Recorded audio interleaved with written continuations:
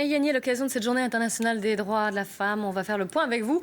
Où en sont les inégalités hommes-femmes en économie? On commence par ce qui amène au monde du travail, à savoir l'école.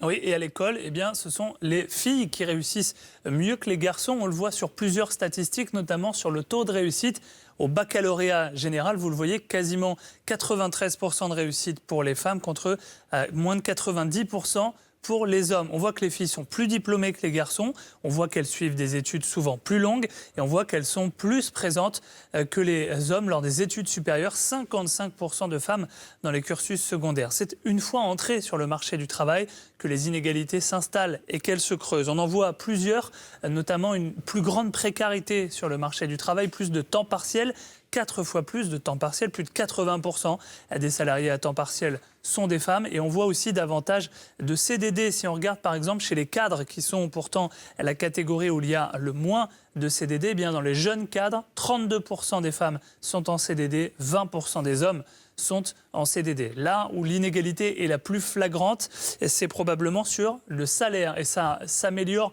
très lentement. Vous le voyez, en 1995, les femmes étaient payées en moyenne 27% de moins qu'un homme. Et d'après les chiffres de l'INSEE, en 2014, eh bien, on est descendu à 24% d'écart. Ça reste tout de même énorme. C'est principalement ce 24% lié au fait que les femmes sont beaucoup plus à temps partiel, on l'a vu, mais pas seulement, puisque lorsqu'on compare les temps pleins uniquement, eh bien, il y a toujours 17% de salaire en moins pour les femmes. Et cette inégalité, elle continue jusqu'à l'âge de départ à la retraite. Par exemple, les femmes qui partent, vous le voyez, 1 an plus tard à la retraite que les hommes, en moyenne un peu plus de 61 ans d'âge de départ. Et la pension de retraite est plus faible pour les femmes, 891 € par mois en moyenne, c'est 42% de moins qu'un homme retraité.